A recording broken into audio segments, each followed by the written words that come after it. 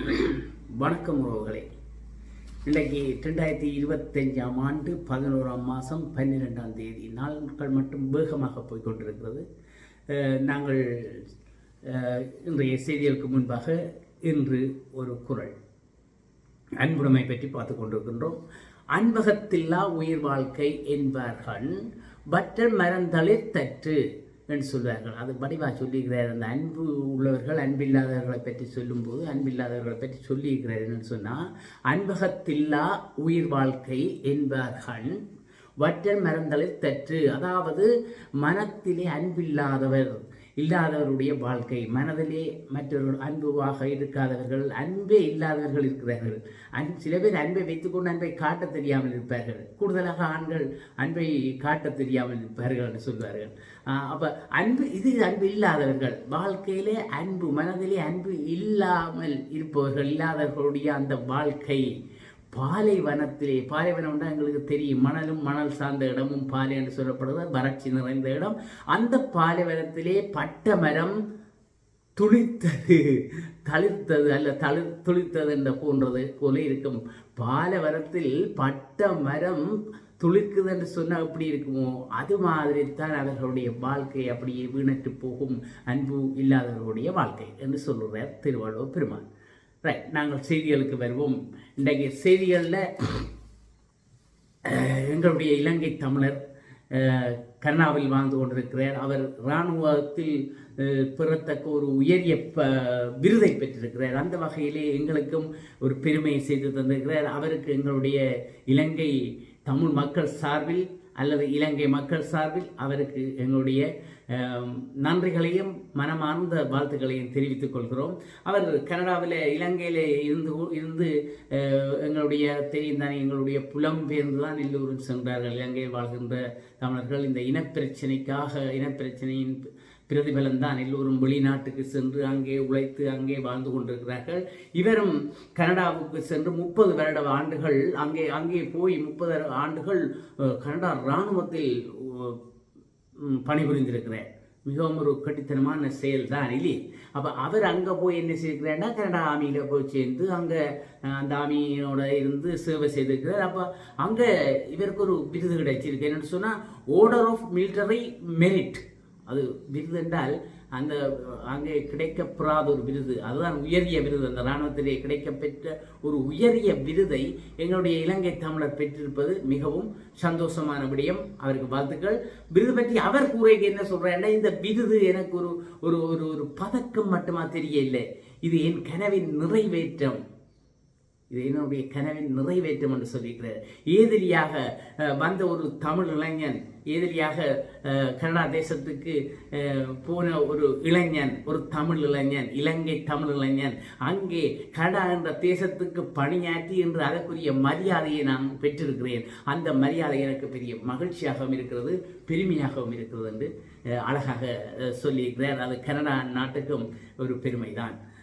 சரி, நாங்கள் அடுத்தது இந்த போலீஸார் இப்போ ஒரு மக்கள்கிட்ட ஒரு வேண்டுகோள் விடுத்திருக்கிறோம்னா, போலீஸார்னா தெரியும் எங்களுக்கு, மக்கள் காவலர்கள், எங்களுடைய நண்பர்கள் எல்லாம் பல பேர் கிடைக்கிறவைக்கு இப்போ அவை இப்போ வடிவாக செயற்பட்டு கொண்டிருக்கிறார்கள்.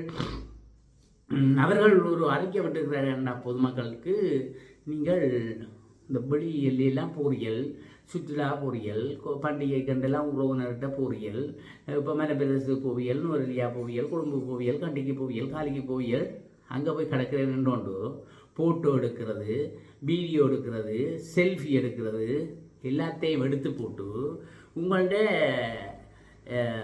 இந்த சமூக தளங்களில் போடுறது, அதுவெல்லாம் போடுறது தயவு செய்து இப்போ நிப்பாட்டி கொள்ளுங்கோ. ஏன்னு சொன்னால், நீங்கள் போடுங்கோ, எப்போ போடுங்கன்னு சொன்னால் அங்கே போய் வீடியோ எடுங்கோ, அங்கே போய் ஃபோட்டோ எடுங்கோ, அங்கே போய் செல்ஃபி எடுங்கோ. ஆனால் வீட்டை திரும்பி வந்த பிறகு வீட்டை இருந்தோண்டு போடுங்க எல்லாத்தையும்.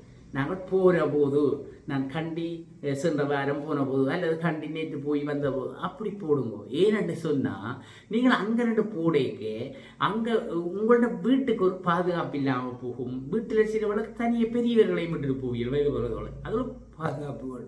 அப்போ நீங்கள் வெளியில் நிற்கிறீர்கள், உங்களோட வீடு வெறுமையாக இருக்குது, தனியாக இருக்குது, ஒரு தரம் இல்லைன்றதை எல்லாருக்கும் காட்டுறீர்கள். எல்லாருக்கும் காட்டுறதால என்ன நடக்கும்? அந்த வீட்டுக்கு பாதுகாப்பு இல்லாமல் போகும், திருடர்களும் போகக்கூடிய ஒரு வாய்ப்பு இருக்குமோ இல்லையோ. நல்லொரு கதை சொல்லியிருக்கிறோம் புருஷன். உண்மையும் இருக்கிறது. நாங்கள் எல்லாம் போய் வெளியில் போய் எங்கள்கிட்ட சந்தோஷத்தை மகிழ்ச்சி அங்கே நின்றோண்டே பகிர்ந்து கொள்வது, ஃபேஸ்புக் வழியை போடுறது, வாட்ஸ்அப் வழிய ஸ்டேட்டஸ் போடுறது, பேருந்து யூடியூப் வச்சுக்கிறவர்கள் யூடியூப்பிலும் போட்டுக்கொள்வார்கள். அப்போ அவர்கள் போடுகின்ற போது எல்லாம் சொல்லித்தானே, குடும்பத்துடன் நான் கண்டியில் நிற்கின்றேன் என்று போட்டால், அப்போ இந்த வீடுல ஒருத்தரும் இல்லை, நான் வீடு வறுமையாக தான் இருக்கின்றதை போடுறவை தான் இருக்கும். என்னுடைய வீடு வறுமையாக இருக்கிறது, ஒருத்தரும் இல்லை, விரும்பினர்கள் போகலாம், உங்கள் வள்ளையை கலவர்கள் போகலாம் என்று சொல்கிற வரை இருக்குமோ இல்லையோ. அதுக்காகத்தான் புதுசாக சொல்லிக்கிறோம். தயவு செய்து நீங்கள் போடுங்கோ, எல்லாத்தையும் எடுத்துக்கொண்டு வந்து வீட்டை வச்சுக்கொண்டு போடுங்கொண்டு சொல்லிக்கிறேன். ஆகையினால இப்போ பாதுகாப்பாக இருங்கள் என்று சொல்லிக்கிறேன். மற்றது இந்த வாகனங்களுக்கு, மற்றது வாகனங்கள் இருக்குத்தானே, வாகனங்களை வாடகைக்கு பிடிக்கிறது தானே. இப்போ வாடகைக்கு பிடிக்கிற வாகனத்தை என்று சொன்னோன்னே ஒரு நினைவு வருவேன்னு சொல்லுவாங்க. அன்றைக்கு வந்து மானிப்பாயிலே அங்கே துப்பாக்கி சூடு நடத்தி போட்டு தப்பி வந்தவர்கள் 24ஆம் தேதியில் மானிப்பாயில் வச்சு பிடிபட்டது நின்று வாடகை கார் கொண்டு வந்த நாடி அவருக்கு ஜிபிஆர்எஸ் கிடக்குன்னு தெரியாது. அது ஜிபிஆர்எஸ் மூலமாக ஒரு சார் டக்குன்னு வந்து மானிப்பாயில் நின்று ஏசி திருத்தி பொடியில் போய்க்க வாங்க மச்சான் குடிச்சு போட்டணும், குடும்பக்கே கொண்டு போடணும். அப்போ அது மாதிரி அப்படி இல்லாத சிஸ்டங்களும் இப்போ இருக்குது. ஆனால் இவர் என்ன சொல்றீங்கன்னா, இந்த வானம் பிடிக்கிறது தானே, இப்போ பண்டிகைகளுக்கு இப்போ டூர் போகிறது தானே, டூர் போக சும்மா வானத்தை கயர் பண்ணி போட்டு உங்கள் பாட்டு ஏறி போகக்கூடாது. முதல் சாரதியை பார்க்கணும், சாரதியை பற்றி விசாரிக்கணும். சரியான சாரதியா, திறமையான சாரதியா, மது போத பாவிச்சு போட்டுதானே விடுறதா என்றெல்லாம் நாங்கள் கவனிக்கணும் இல்லையே. அப்போ கவனித்து போட்டு அதையும் பாருங்கோ, வாகனம் கண்டிஷனாக இருக்கா, எப்படி இருக்கு. சில வாரங்களில் குத்துப்படுறதுன்னா மரமஞ்சளை வச்சு குடிக்கணும். அப்படி கரல் கட்டி போய் இருக்கும். அந்த வாரங்கள் போட்டு இதுவரை எல்லாத்தையும் டயரோட பார்க்கணும். இப்போ 100 அடியாக போகிறோம்னு சொன்னால் டயரோட எல்லாம் வடிவாக இருக்கணும். என்ன இன்ஜின் எல்லாம் நல்லா இருக்கணும். அப்போ அதுவளையும் கொஞ்சம் பார்க்கணும். பார்த்து உங்களுக்கு தெரிஞ்சாக்கிற வாகனங்கள் தான் உங்களுக்கு தெரியும். இப்போ அதுக்கு தக்க மாதிரி பிடிங்கோ, அதே மாதிரி செய்யுங்கோ. ஆகையினால கொஞ்சம் கவனமாயிருங்கோ. பார்த்து சாரதியையும் அந்த எல்லாத்தையும் பார்த்துட்டு வாழ்ந்த பிடிச்சி நீங்கள் சந்தோஷமாக உங்களோட டூரோ எங்கேயோ போயிட்டு வாங்கோ என்று சொல்லப்படும். மற்றது பொது வாகனங்கள், பொது போக்குவரத்து வாகனங்கள் எல்லாம் டெஸ்ட் பண்ணி தானே ஓடுது, அதில் பிரச்சனை வராது.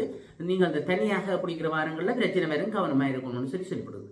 மற்றது மேல் மாகாணத்தில் இப்போ மோட்டார் சைக்கிள்கள் ஆட்டோவெல்லாம் காணாமல் போகுதாம். அப்போ விடையக பாதுகாப்பாக விடுங்கன்னு சொல்லணும். இப்போ மேல் மாகாணத்தில் போன 2-3 நாளைக்குள்ள 8 மோட்டார் சைக்கிள் 8-9 மோட்டார் சைக்கிள் காணாமல் போயிருக்குது. 3 முச்சக்கர வண்டிகள் ஆட்டோ காணாமல் போயிருக்கு. இப்படி எல்லாம் காணாமல் போகுதாம். அப்போ ஆகையினால விடுற இடங்களை பாதுகாப்பாக வச்சு விடுங்கோ. கேண்டில் லொக்கு கிடக்கு, அந்த லொக்குகளை எல்லாத்தையும் போட்டு கவனமாக வையுங்கோ. அந்த அல்லாடி எல்லாம் கிடக்கு தானே, அதோட எல்லாம் கவனமாக இருக்கணும். சும்மா தூரத்தில் விட்டுட்டு உங்கள் வாட போவாங்க, தூக்கிட்டு போடுவாங்க. இப்போ இது ஹெல்மெட் எல்லாம் அப்படி தங்களுக்கு தேவை வரைக்கும் யாரும் தூக்கிட்டு போடுவானே. அப்படி எல்லாம் செய்து கொடுக்கணும். கவனமாக உங்கள் வாகனத்துக்கு கவனமாயிருக்கும்னு சொல்லிடுறேன். மற்றது வரி கட்டுற விஷயங்கள், இப்போ வரி கட்டுற விஷயங்கள் தான் இப்போ எல்லா இடம் ஓடிக்கொண்டிருக்கு, ரெண்டிங் ஆயிருக்கு. அப்போ அப்படியெல்லாம் வரி கட்டுறதை பற்றி போய்கொண்டிருக்கு. இப்போ வருகிற இந்த மாதம் 30ஆம் தேதி முதல் வரி கட்டுற ஆவணங்கள் எல்லாத்தையும், இந்த மாதம் 30ஆம் தேதிக்குள்ள வரி கட்டுற ஆவணங்கள் எல்லாத்தையும் போய் நீங்கள் சமர்ப்பிக்கணும். சமர்ப்பிக்காட்டி சட்ட நடவடிக்கை எடுக்கப்படும் என்று சொல்லியிருக்கிறோம். ஆகையினால கவனமாயிருங்கோ. நீங்கள் கொண்டேதோட சமர்ப்பிங்கோ. மற்ற சில பேர் கேட்கணுமாம் என்னன்னு சொன்னால், இந்த நன்கொடை வழங்குறதுக்கும் வரி கட்டணும். அதுலேயும் ஒரு சந்தேகம் உங்களுக்கு.